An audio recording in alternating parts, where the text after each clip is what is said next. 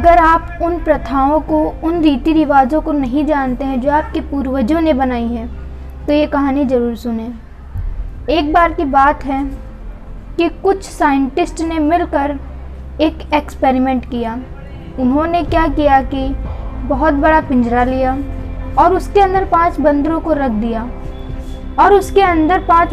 रख दिया और वहाँ पर एक सीढ़ी लगा दी।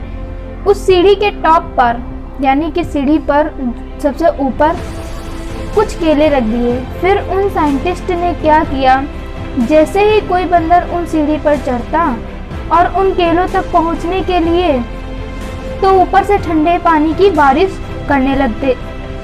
तो जैसे ही वो ठंडा पानी गिरता उस बंदर के ऊपर जो सीढ़ी पर चढ़ रहा होता है, तो वह फटाफट से नीचे आता तो पानी बंद हो जाता।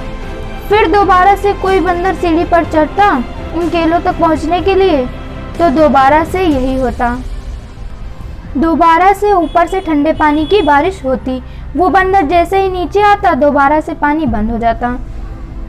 तो बंदरों ने इसका मतलब ये निकाला कि जैसे ही कोई सीढ़ी पर चढ़ता है तो ऊपर से ठंडे पानी की बारिश होने लगती है। फिर उसके बाद जैसे ही कोई बंदर उस सीढ़ी पर चढ़ने की कोशिश भी करता, तो बाकी के बंदर सब इकट्ठे होकर के उसको मारते पीटते और उसको नीचे गिरा देते। फिर दोबारा कोई कोशिश करता तो दोबारा भी उसके साथ ऐसा ही होता। फिर उन साइंटिस्ट ने क्या किया, उन 5 बंदर में से एक बंदर को उस पिंजरे में से निकाला और उस बंदर की जगह पर एक नए बंदर को डाल दिया। अब उस बंदर को नहीं पता है कि यहाँ क्या चल रहा है, क्या खेल हो रहा है। उसको जैसे ही उस सीढ़ी पर केले नजर आए, दिखे, वो सीढ़ी पर चढ़ने के लिए फटाफट से दौड़ा। अब की बार साइंटिस्ट ने कोई बारिश नहीं की, लेकिन फिर भी बाकी के जो बंदर थे उन्होंने उसको पकड़ा, सीढ़ी से नीचे उतारा और उसको मारने पीटने लग गए। इस बंदर को समझ नहीं आया कि मेरे को क्यों मारा जा रहा है। उसने फिर कोशिश करी और जैसे ही उसने दोबारा कोशिश की, दोबारा से उन 4 बंदरों ने वही किया जो उसके पहले वाले बंदर के साथ हुआ। तो अब उस नए बंदर के मन में ये बैठ गया कि सीढ़ी पर चढ़ना मना है, क्योंकि सीढ़ी पर चढ़ते हैं तो मार पड़ती है। उस सीढ़ी पर चढ़ना क्यों मना है और क्यों मार पड़ती है वो उसको नहीं पता था, बट उसके दिमाग में बैठ गया कि सीढ़ी पर चढ़ना मना है और ना किसी को चढ़ने देना है। फिर दोबारा से उन साइंटिस्ट ने क्या किया कि उनमें से जो पुराने 4 बंदर थे, उनमें से एक बंदर को बाहर निकाला और उसकी जगह पर एक नए बंदर को डाल दिया।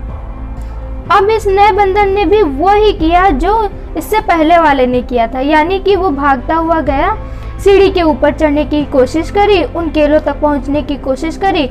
बाकी के 4 इकट्ठे हुए और उन्होंने मारा पीटा और उसे नीचे गिरा।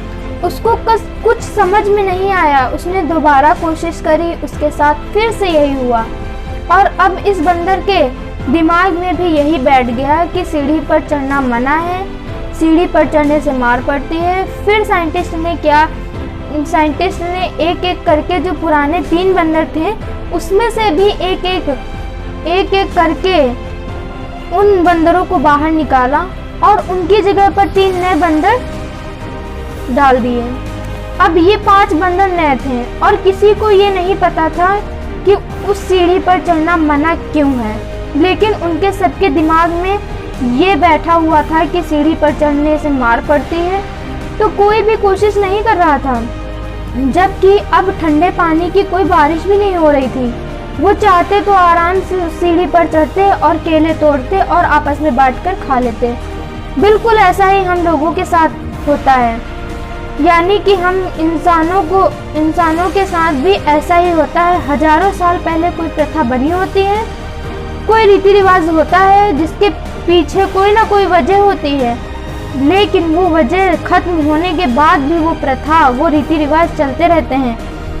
किसी के में इतनी हिम्मत नहीं होती है ये पूछने की कि हम क्या कर रहे हैं, क्यों कर रहे हैं। बस सबको ये पता होता है कि ऐसा ही होता है।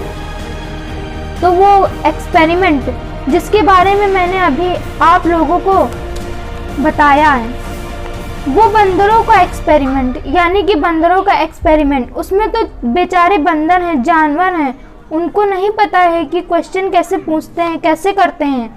अगर हम इंसान होने के बाद भी क्वेश्चन ना करें तो हमारे और जानवर में क्या फ़र्क है, सोचिए।